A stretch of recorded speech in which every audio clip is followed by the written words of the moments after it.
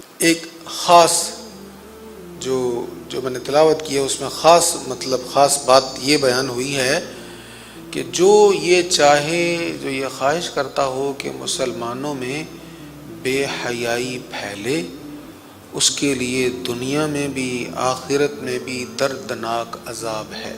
ان الذین یحبون ان تشیع الفاحشہ، جو یہ چاہتے ہیں، جو اس بات سے محبت کرتے ہیں، اس بات کو پسند کرتے ہیں کہ مسلمانوں میں بے حیائی پھیلے، ان کے لیے دنیا میں بھی اور آخرت میں بھی دردناک عذاب ہے۔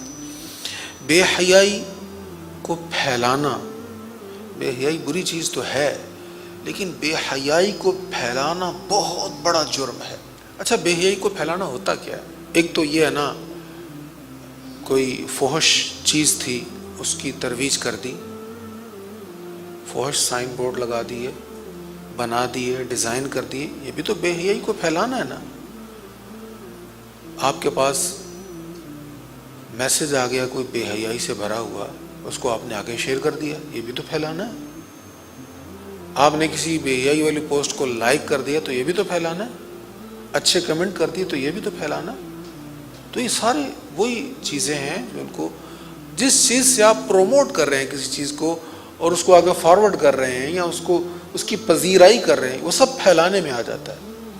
تو یہ سب پھیلانا ہے، اس سے سخت منع کیا گیا۔ بری بات کہنا اور بری بات پھیلانا، یہ بھی بے حیائی پھیلانا ہے۔ کسی پر الزام لگا، کوئی غلط الزام لگا، اس کی تصدیق نہیں ہے، اس کو پھیلانا، یہ بھی بے حیائی کو پھیلانا ہے۔ آپ کو پتہ نہیں ہے، آپ کو کنفرم نہیں ہے نا، تو پھر آپ اس کو آگے پھیلا رہے ہیں، تو یہ بھی بے حیائی کو پھیلانا ہے۔ تو بے حیائی کو پھیلانے کے آج کل بہت سارے ذرائع، کروڑوں اربوں پتی لوگ ہوتے ہیں، نیا برانڈ نکالتے ہیں تو بے حیائی سے بھرے ہوئے پوسٹر لگا دیتے ہیں۔ یار رزق کی کوئی